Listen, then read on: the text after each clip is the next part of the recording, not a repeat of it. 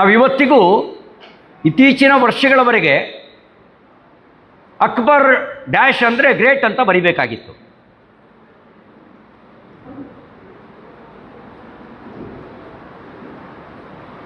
Akbar the great. ಯಾವುದೇ ರಾಷ್ಟ್ರ ತನ್ನ ಮೇಲೆ ಆಕ್ರಮಣ ಮಾಡಿದವ್ರನ್ನ, ತನ್ನ ಸಂಸ್ಕೃತಿಯ ನಾಶಕ್ಕೆ ಪ್ರಯತ್ನ ಮಾಡಿದವನ್ನ ತನ್ನ ದೇಶದ ಮಕ್ಕಳಿಗೆ ಗ್ರೇಟ್ ಅಂತ ಕಲಿಸೋದಿಲ್ಲ. ಅಲೆಕ್ಸಾಂಡರ್ ಡ್ಯಾಶ್ ನಾವು ಗ್ರೇಟ್ ಅಂತ ಬರಿಬೇಕಿತ್ತು. ಅವನು ಗ್ರೀಕ್ನವರು ಅವನ ಪಠ್ಯ ಪುಸ್ತಕದಲ್ಲಿ ಗ್ರೇಟ್ ಅಂತ ಕಲಿಸಿದ್ರೆ ಅದು ಸ್ವಾಭಾವಿಕ.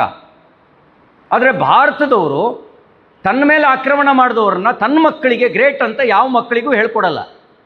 ಆದರೆ ಶಿಕ್ಷಣದ ಮೂಲಕ ಅದನ್ನು ಹೇಳ್ಕೊಡುವಂಥ ಕೆಲಸ ಇತ್ತೀಚಿನ ವರ್ಷಗಳವರೆಗೂ ಅದು ನಡೀತಾ ಇತ್ತು.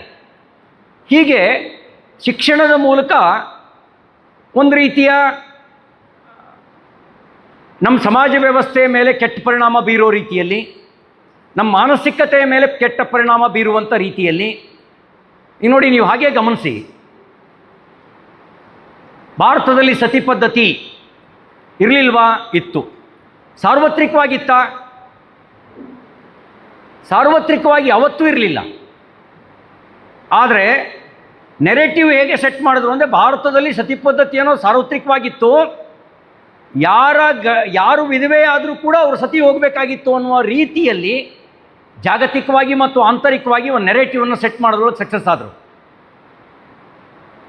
ವಾಸ್ತವಿಕ ನೆಲೆಯಲ್ಲಿ ಸತಿ ಪದ್ಧತಿ ಇತ್ತು, ಅಲ್ಲೊಂದು ಇಲ್ಲೊಂದು ಅನ್ನೋ ರೀತಿಯಲ್ಲಿತ್ತು. ಸಾರ್ವತ್ರಿಕವಾಗಿ ಯಾವತ್ತೂ ನಮ್ಮ ದೇಶದಲ್ಲಿ ಇರಲಿಲ್ಲ.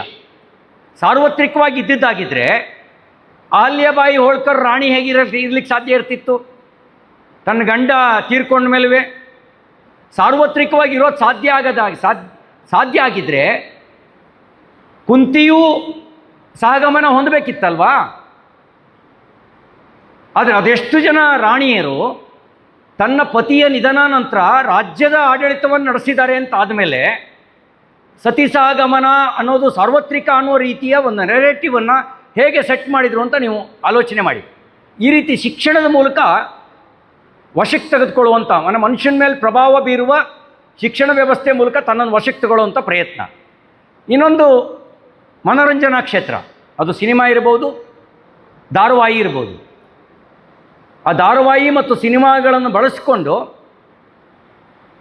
ಕುಟುಂಬ ವಿಭಜನೆಗೆ, ಸಮಾಜ ವಿಭಜನೆಗೆ, ಒಂದು ವ್ಯವಸ್ಥಿತ ಮತ್ತು ರಾಷ್ಟ್ರೀಯ ಭಾವನೆಗಳನ್ನು ದುರ್ಬಲಗೊಳಿಸೋದಕ್ಕೆ ಸಿನಿಮಾಗಳನ್ನು ಬಳಸ್ಕೊಂಡಿದ್ದನ್ನು ನಾವು ಗಮನಿಸ್ಬೋದು.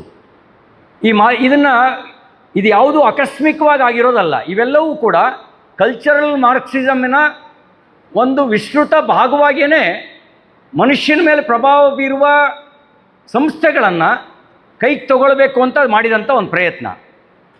ಮೂರನೇದು ಮೀಡಿಯಾ ಮೂಲಕ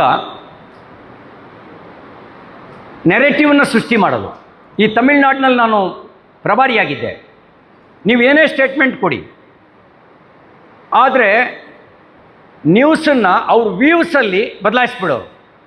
ನಾವು ಹೇಳಿದ್ದೇ ಬಂದಿರೋದು, ಅದಕ್ಕೆ ಕೊಡುವಂಥ ಶೀರ್ಷಿಕೆ, ಆಮೇಲೆ ಆ ನ್ಯೂಸು ಅದೇನು ಹೇಳ್ತಾರೆ, ಅದು ಸ್ಕ್ರೋಲಿಂಗು, ಮತ್ತು ಅದನ್ನು ವಿಶ್ಲೇಷಣೆ ಮಾಡೋದವರು.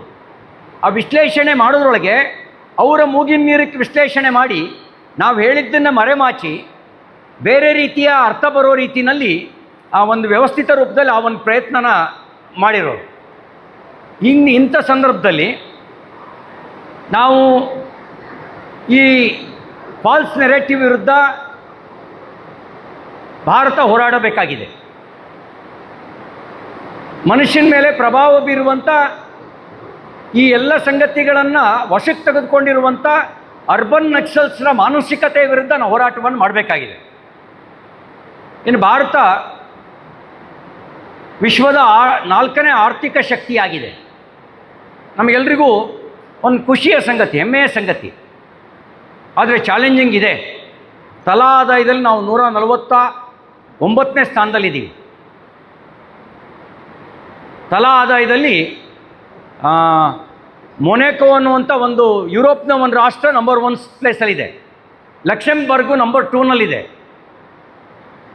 ಐರ್ಲೆಂಡು ನಂಬರ್ 3ನಲ್ಲಿದೆ. ನಾವು 149ರಲ್ಲಿದ್ದೀವಿ. ನಮಗೊಂದು ಚಾಲೆಂಜಿಂಗು. ಜಾಗತಿಕ 4ನೇ ಆರ್ಥಿಕ ಶಕ್ತಿ ಆದ ನಂತರವೂ ಕೂಡ ತಲಾ ಆದಾಯದಲ್ಲಿ ಹಿಂದಿದ್ದೀವಿ. ನಾವು ತಲಾ ಆದಾಯವನ್ನು ಡೆವಲಪ್ ಮಾಡಲೇಬೇಕು. ಅದಕ್ಕಾಗಿಯೇ ಪ್ರಧಾನಮಂತ್ರಿಗಳು ಹೇಳಿದ ಮಾತು ಆತ್ಮನಿರ್ಭರ ಅನ್ನೋದು ಬರೀ ದೇಶಕ್ಕೆ ಮಾತ್ರ ಅಲ್ಲ, ಕುಟುಂಬವೂ ಆತ್ಮನಿರ್ಭರ ಆಗಬೇಕು. ಅದಕ್ಕೆ ಸ್ಟ್ಯಾಂಡಪ್ ಯೋಜನೆ ತಂದರು. ಇದು ನಮಗೊಂದು ಚಾಲೆಂಜಿಂಗ್ ಇದೆ.